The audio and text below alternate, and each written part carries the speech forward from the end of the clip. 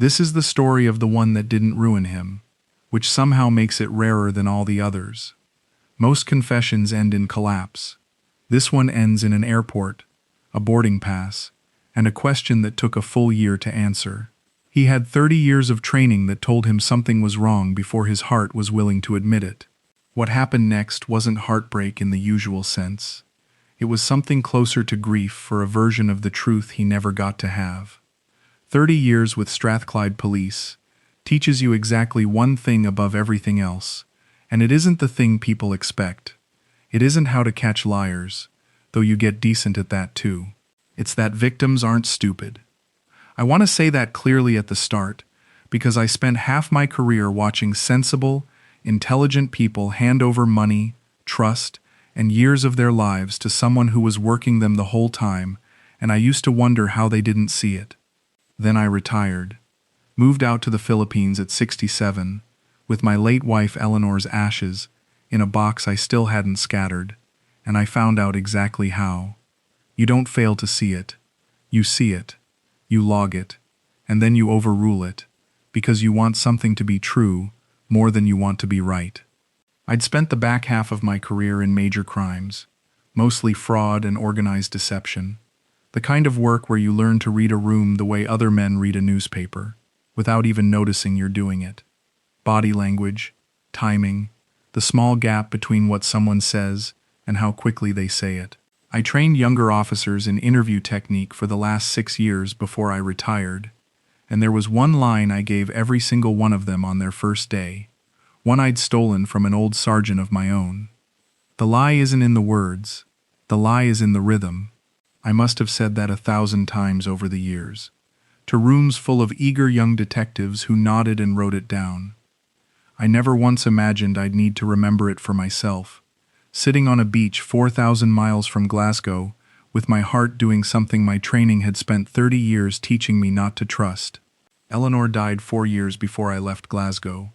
A stroke, sudden, no warning, the kind of death that leaves you standing in a kitchen you've stood in for 30 years, wondering what you're meant to do with the rest of the afternoon, let alone the rest of your life.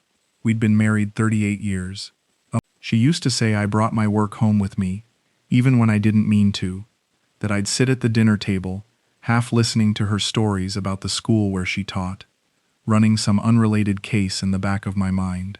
I kept working 2 more years after she died, because the job gave the days a shape grief couldn't.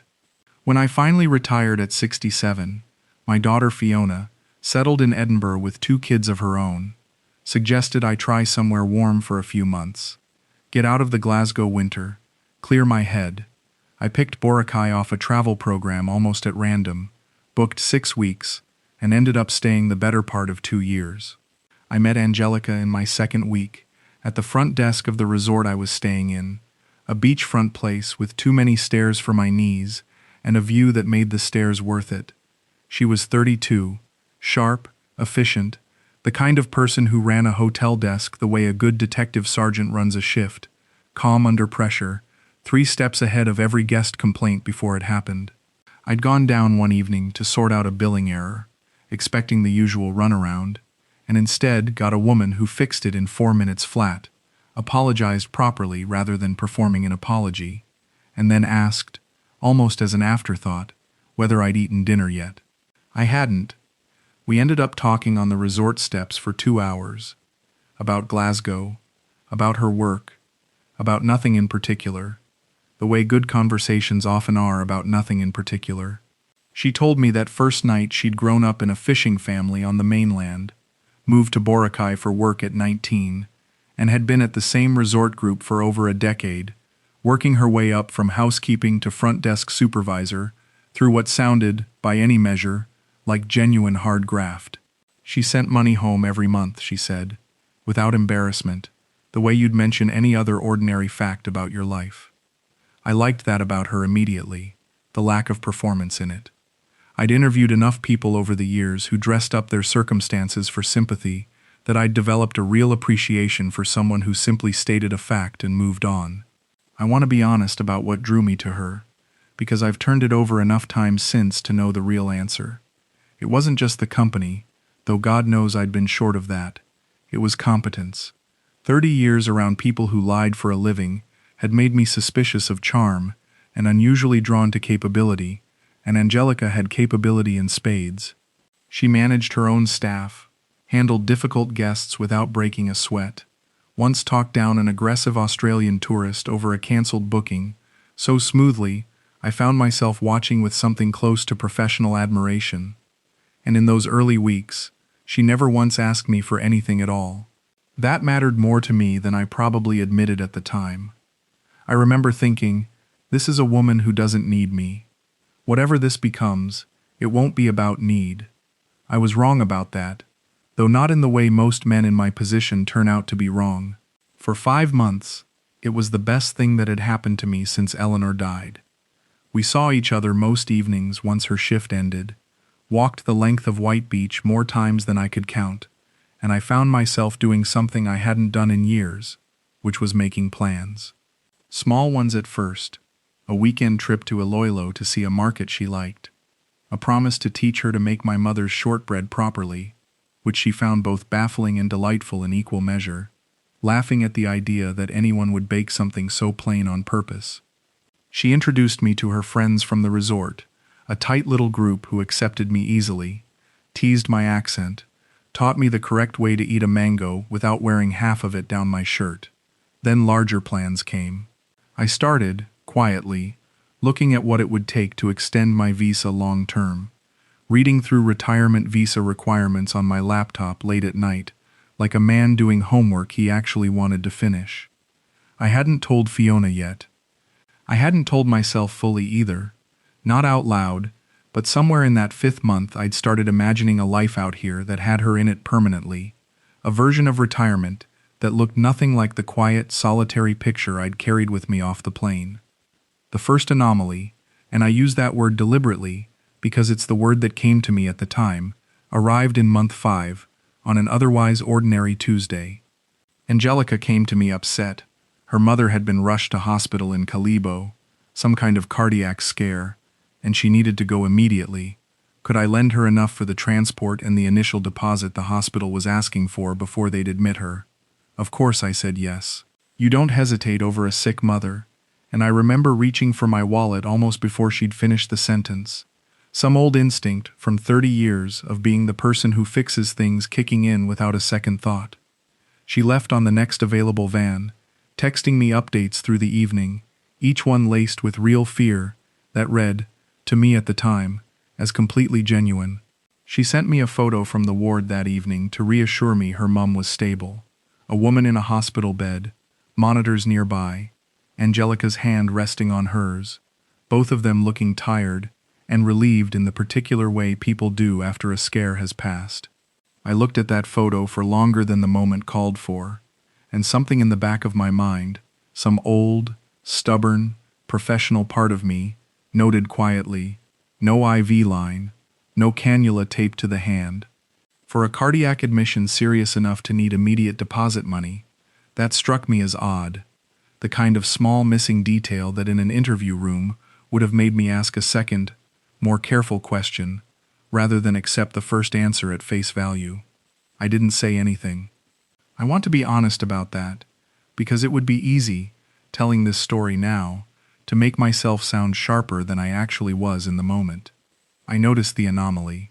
I logged it, the way you log a small inconsistency in a witness statement that might mean nothing at all, a detail someone got wrong because memory is imperfect, not because they're lying. Then I overruled it, because Angelica's mother might genuinely have been between procedures when the photo was taken, or resting between tests, or 100 other explanations that had nothing to do with deception. I wanted, badly, for this not to be the beginning of something I'd seen 100 times before in other people's lives, and never once in my own. I transferred £1,400 that week, covering the deposit, a course of medication, and a follow-up consultation. And I never once asked to see a discharge summary, a habit I'd have found unforgivably sloppy in any junior officer under my command. The second anomaly arrived about 6 weeks later, and this one came dressed up as an opportunity rather than an emergency, which in hindsight should have told me something on its own. Angelica's cousin, a man named Bayani, who I'd met twice at family gatherings and liked well enough, quiet, easygoing, good with the resort's younger kids at gatherings, had a piece of land near Nabas, going for what Angelica called an unbelievable price, clean title, ready to transfer, the kind of opportunity that wouldn't last if we hesitated. £40,000, she said, would secure it outright. And property here only ever goes up. Everyone said so. Bayani himself had already turned down 2 other buyers because he wanted family to have first refusal. We sat on my balcony the evening she brought it to me properly. Bayani's rough sketch of the plot spread out on the table between us. Angelica walking me through the numbers with a confidence that struck me, at the time, as simply good business sense. It's near the new road they're planning, Graham. In 5 years, this is worth triple. I wouldn't ask you if I didn't believe in it myself. Bayani himself joined us for part of that evening, easy and warm as always, telling me stories about the plot's history, how it had been in a neighbor's family for 2 generations, before hard times forced a sale, how he'd only heard about it because his wife's aunt knew the family. He seemed, if anything, faintly reluctant to sell it to a foreigner at all, telling me twice that he'd rather it go to someone who'd actually build on it and love it than sit as an investment, which of course only made me want it more.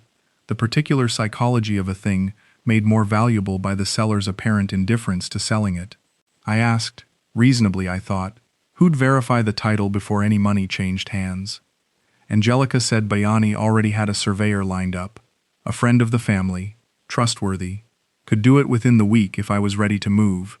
No need to complicate things with an outside party who'd only slow everything down and probably overcharge me besides. I asked for the surveyor's name, more out of habit than suspicion. The way you ask a witness to repeat a detail just to see if it stays consistent. She gave me a name without hesitation, and I wrote it down on a scrap of paper the way I'd written down 1,000 names over 30 years, tucking it into my shirt pocket without much ceremony. It wasn't until 2 days later, going back over some paperwork on the rental property I was staying in to check a renewal date, that I noticed the surveyor's surname matched my landlord's surname exactly. Same relatively uncommon name, in a country of over 100 million people. Could have been coincidence. Small towns and tight networks make coincidences like that more common here than they'd be in Glasgow, where 2 unrelated men sharing a rare surname might raise an eyebrow at most. I logged it anyway. Anomaly 2. I told Angelica, gently, over dinner 2 nights later, that I'd want my own solicitor to independently verify the title before I committed any money. Standard practice, nothing personal, the kind of thing I'd have insisted on for any property purchase anywhere in the world, £40 or 40,000. She said, of course, completely understandable, no problem at all, exactly the right words, delivered exactly right, not a flicker of resistance in her face that I could catch. And then something happened over the following week that I've thought about more than almost anything else in this whole story. The warmth dropped, not dramatically, nothing you could point to and call a fight. Her messages got shorter, arriving later in the evening than usual, sometimes not at all until I'd sent a second one, asking if everything was all right. Our evenings got quieter, a little more distracted on her end, a coolness I couldn't have described precisely to anyone, but could feel the way you feel a change in air pressure before a storm, the particular tightness in a conversation where someone is present in body, but somewhere else entirely in mind. When I asked, once, gently, whether she was upset about the solicitor, she said, "No, Graham, I'm just tired. Work has been hard this week." And there was nothing in the sentence I could have pointed to as false. That's the thing about a good rhythm shift. It never gives you a line to quote back. It only gives you a feeling, and feelings don't hold up well as evidence, even to the person having them. I told myself she was stressed about her mother, about work, about a dozen ordinary things that had nothing to do with me or my solicitor or my £40,000. I nearly convinced myself entirely, actually, somewhere around day 5 of that quiet week, lying awake running through every alternative explanation my mind could produce, each one more generous than the last. Then, almost exactly 7 days later, the warmth came back, and it came back doubled.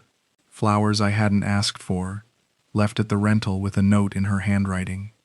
A quiet evening where she cooked for the first time in weeks, something she'd never had much patience for given her long shifts, and set the little table on my balcony properly, with candles she must have bought specifically for the occasion.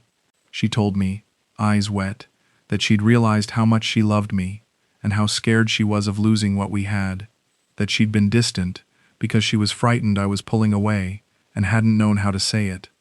I don't want to lose you over some land, Graham. I don't care about the land. I care about you. I remember holding her that evening and feeling, for a few hours at least, entirely at peace, the anomalies quiet in the back of my mind, outvoted by something that felt, in the moment, unmistakably real.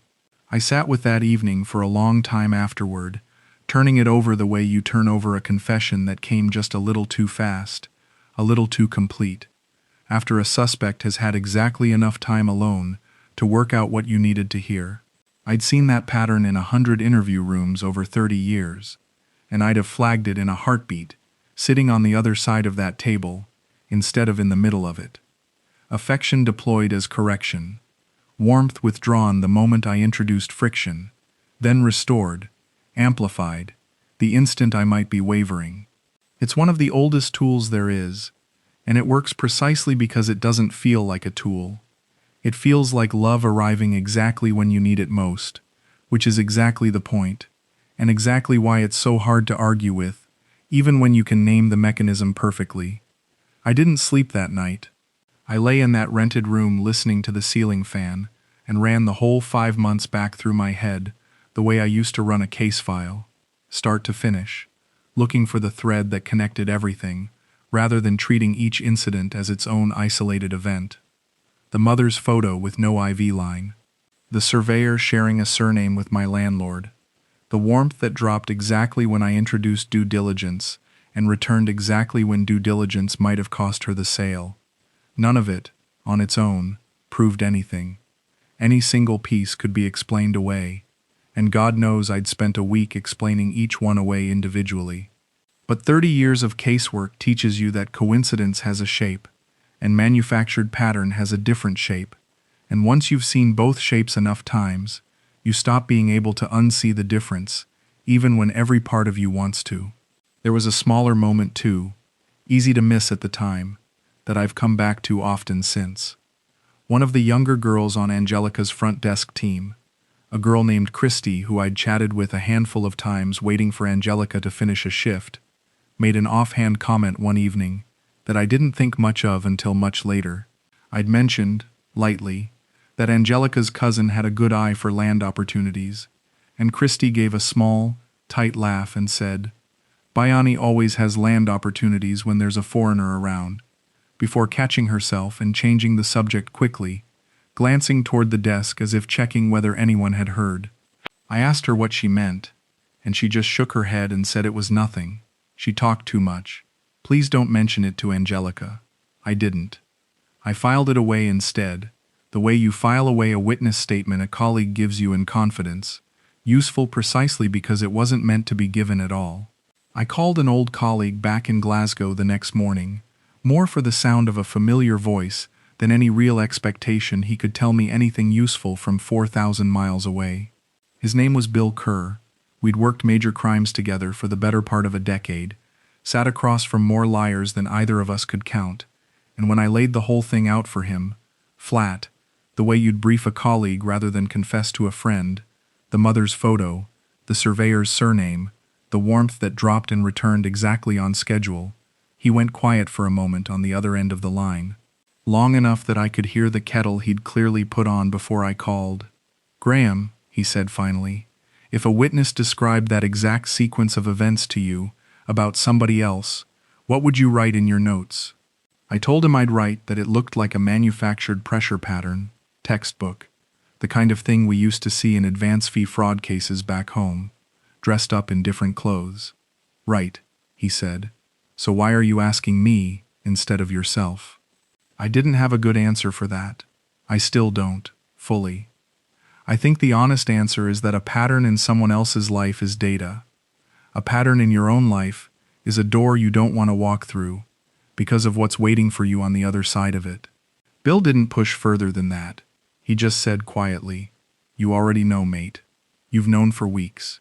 You're just waiting for someone else to say it, so it's not only you carrying it." He wasn't wrong. I booked a flight home that same evening.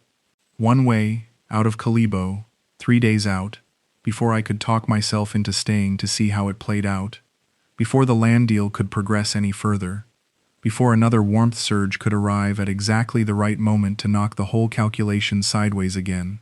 I remember sitting on the edge of the bed with my laptop, finger hovering over the confirm button for longer than the decision should have taken. The flight itself costing barely more than a week's worth of what I'd already handed over across 5 months, the smallest number in the whole story, and somehow the hardest to spend. I told Angelica the following morning, not by message, in person, sitting on the same resort steps where we'd first talked for 2 hours. It felt important to say it in the same place, though I couldn't have told you exactly why at the time. I told her I'd decided to go home, that I needed time to think, that I wasn't going to move forward with the land purchase. I watched her face while I said it, the way I used to watch faces across an interview table, and I saw something flicker there that I've never been fully able to name, somewhere between disappointment and calculation, gone almost as fast as it appeared, replaced immediately by something that looked, and maybe even was, genuine hurt. "You don't trust me," she said. It wasn't quite a question. I told her it wasn't about trust. It was about patterns, and I tried to explain, as gently as I could, what that word meant to a man who'd spent 30 years learning to see them, that it had nothing to do with whether I believed she loved me, and everything to do with a shape I kept seeing repeat itself no matter how many individual explanations I offered it. She looked at me like I'd spoken in a language she didn't recognize, which, in a way, I suppose I had. "Everyone has family who needs help, Graham. That doesn't mean I'm lying to you." I told her I understood that, and I did, and still do, and that was precisely what made the whole thing so difficult to walk away from, that every single piece, on its own, was something an honest person could say and mean. She asked me to stay, twice, in a voice that cracked, in a way that still, even now, I can't fully convince myself was performance. I told her my flight was already booked. She went quiet after that, and we sat on those steps a while longer, without much more being said, the ocean doing the same easy, indifferent thing it had done every evening for 5 months, entirely unbothered by what was ending on the sand above it. I gave her £9,000 before I left, for the mother's hospital bill and a handful of smaller costs that had accumulated across the 5 months. Partly because some of it was genuinely, verifiably real, and partly, I'll admit, because some stubborn part of me still wanted to leave the door open a crack, wanted to be wrong, wanted this to somehow still be the love story I'd let myself imagine 2 months earlier under that mango-scented evening air. I flew out 3 days later with a suitcase, Eleanor's ashes still in their box, and a hollow feeling in my chest that surprised me with how physical it was. How much it felt exactly like the grief I'd carried out of that Glasgow kitchen 4 years earlier. Here's the part of this story people don't expect. The part that makes it different from the ones that end in total ruin. Leaving didn't feel like relief. It felt worse than staying would have, at least for the first few months. I landed back in Glasgow in November, into a cold that felt personal, after 2 years away from it, and I spent the winter doing something I hadn't expected to do, which was doubting myself, not doubting her.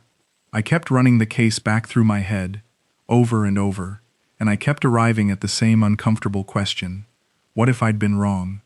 What if 30 years of watching liars had trained me to see a con in something that was simply an ordinary, imperfect, human relationship with an ordinary, imperfect family behind it? What if I'd taken the one good thing that had happened to me since Eleanor died, and killed it with professional paranoia, dressed up as wisdom? I told Fiona the whole story over a Sunday dinner that January, in her kitchen in Edinburgh, her 2 boys already put to bed, and she listened the way she always does, patiently, without interrupting, refilling my glass once without breaking the flow of it. When I finished, she was quiet for a moment, turning her own glass slowly on the table, And then she said something I've thought about often since. Dad, you spent 30 years being right about people, so other people didn't get hurt. You're allowed to be right about this one too, even if it doesn't feel good. I wanted to believe her. I wasn't sure I did. Not fully. Not for a long time. I remember telling her that being right didn't feel the way I'd expected it to. That 30 years of casework had taught me being right about a stranger felt like closure. But being right about someone you'd let yourself love felt like nothing at all, except a kind of ongoing ache with no verdict attached to it. Angelica messaged me twice that winter. Brief, warm messages asking how I was settling back in. No mention of the land, no mention of money, and each time I read them I felt the whole doubt cycle start over again.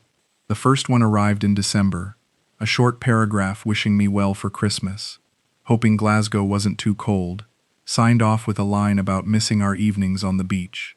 I read it perhaps a dozen times over 2 days, hunting for a tell that wasn't there, and eventually wrote back something short and polite, wishing her well too, careful not to open a door I'd already decided to close. The second came in February, shorter still, just a question about how I was doing, nothing more. I didn't reply to that one, though it took me the better part of a week to decide not to, and I remember feeling almost ashamed of how much restraint that decision required from a man my age. Maybe I really had been paranoid, I told myself on the harder nights. Maybe a good woman was simply getting on with her life, while an old detective sat 4,000 miles away, turning a 5-month relationship into a case file it never deserved to be. I went back through my old notes more than once that winter, the scraps of paper, the mental timeline I'd built, and I genuinely tried to argue the other side of it properly, the way I'd have cross-examined my own reasoning if a junior officer had brought me the same case file and asked whether it was strong enough to act on. Some nights the argument held. Most nights, if I'm honest, it didn't. But the not knowing for certain was its own particular kind of weight, heavier in some ways than a clean, confirmed heartbreak would have been. I stayed in that uncertainty for the better part of a year, which is longer than I'd like to admit for a man who spent his career being paid to reach conclusions. I didn't date. Fiona tried, gently, twice, to introduce me to a widowed friend of hers from the school where she taught. And both times I found some polite reason to decline, not ready, not sure what I was even measuring a new person against anymore. I didn't fully unpack the idea of going back either, not once, though the thought crossed my mind more nights than I'd care to count. Usually around the same hour Eleanor used to go to bed, when the house felt largest and quietest, the kind of hour where old certainties get the loudest voice. I kept the ashes in their box on the mantelpiece the whole time, unable to decide whether Boracay still counted as somewhere I could scatter them, given everything, or whether that particular chapter of my life had closed itself off from that kind of meaning entirely. Some evenings I'd sit across from that box with a whiskey and talk to Eleanor the way I used to before she died, telling her about Angelica, about Bill's phone call, about the flowers that arrived a week too perfectly timed, half expecting, the way you do with grief, that some part of her might weigh in with an opinion of her own. The answer, when it finally came, arrived almost exactly a year after I'd flown out, from a source I hadn't expected. A fellow expat I'd known briefly in Boracay, a Canadian named Doug who'd stayed on after I left and kept in loose touch, mostly the odd message about weather and rugby scores, sent me a message one evening with a photo attached. No explanation needed once I opened it. Angelica, at the same resort desk, standing beside a heavy-set older gentleman I didn't recognize, an arm around his shoulder, a caption underneath from whatever social account Doug had pulled it from, something about blessings and new beginnings, hearts and a small string of prayer emojis under it. Doug's message underneath just said, "Thought you should see this, mate. Same cousin's been round the resort a lot too. Same land apparently still for sale. Fella's Canadian, retired, seems a nice guy. Thought about saying something to him, but wasn't sure it was my place." I asked Doug, after a moment, whether he knew the man's name, and whether the mother had had any more hospital scares since I'd left. Doug said he didn't know about the mother, but the gentleman's name was Wallace, mid-60s, widower, 3 months into the relationship by Doug's reckoning. I sat with my phone in my hand for a long time that evening, the ashes still on the mantelpiece behind me, and I waited to feel something like vindication. It never came. What came instead was quieter than that, and harder to name. Not triumph. Something closer to the feeling you get standing on a riverbank watching someone else go under in water you've already tested and refused to enter yourself, knowing exactly how cold it is, and unable to do anything about it from where you're standing. I thought, briefly, about messaging Wallace directly, laying the whole pattern out for him, the way I had for Bill, the anomalies, the surname, the warmth surge, and then I stopped myself, because I remembered exactly how it had felt to hear that kind of warning from the outside during my own 5 months, and how little room it would have had to land. I didn't feel clever. I didn't feel proud of the anomalies I'd logged, the pattern I'd correctly read, the interview room instincts that had, in the end, done exactly what 30 years of training had built them to do. Mostly I felt sad, for a woman I still, even now, believe was capable of something real, trapped inside a family arrangement that had likely been running versions of this same pattern long before I ever checked into that resort, and would likely keep running it long after Wallace flew home too, whenever that ended up happening, whatever shape his own ending took.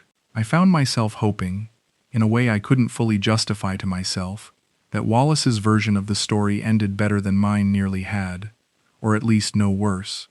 And I knew even as I hoped it, that hope had very little bearing on how these things usually go. I scattered Eleanor's ashes in the Kelvin Grove Gardens that spring, finally, on an ordinary gray Tuesday with Fiona and the boys standing beside me, a decision that had nothing to do with Angelica, and everything to do with realizing I'd been holding on to more than one kind of unfinished business at once, and that the two had somehow gotten tangled together in my mind over the winter, in a way that wasn't fair to either of them. Fiona said afterward that I looked lighter than she'd seen me look in years, and I think she was right, though it took me a while to work out which part of the weight had actually lifted. I thought, too, that day of Christy, the young front desk girl who'd let one true sentence slip and immediately tried to take it back, and I found myself hoping, without any real way of knowing, that she was still there, still watching, still carrying whatever it was she knew and had chosen, wisely for her own sake, not to say more of. I still think about those 5 months sometimes, more fondly than you'd expect given everything I've just told you. There were real conversations in them, real laughter, an ease I hadn't felt with anyone since Eleanor, the shortbread lesson, the 2 hours on those resort steps that first evening, the way she'd talk down that difficult Australian tourist without breaking a sweat. I've never fully managed to convince myself that every single minute of it was calculated from the first handshake at that front desk. I think the harder, more honest truth is somewhere in between, that Angelica may have genuinely liked me, even while a machinery around her, built by family, by economic necessity, by a pattern worn smooth through repetition, quietly steered every uncertain moment toward my wallet, and would have gone on doing so indefinitely if I'd let it. I don't regret the trust I gave her in those first 5 months. I regret nothing about the walks, the mango lessons, the ease of those early evenings. What I've come to value most, looking back on the whole thing now, from the distance of Glasgow rain and a spring garden with my wife's ashes finally settled into it, isn't that I avoided losing 40,000 pounds, real as that relief is, when I let myself sit with it. It's that I learned something about myself I hadn't fully known before, which is that 30 years of training doesn't disappear just because your heart would rather it did, and that sometimes the bravest thing a man can do isn't staying to see if love turns out to be real. Sometimes it's trusting the quiet, unglamorous instinct that's kept you honest your whole working life, even when every other part of you is begging you to ignore it, and walking away in time to never find out for certain just how badly it would have hurt.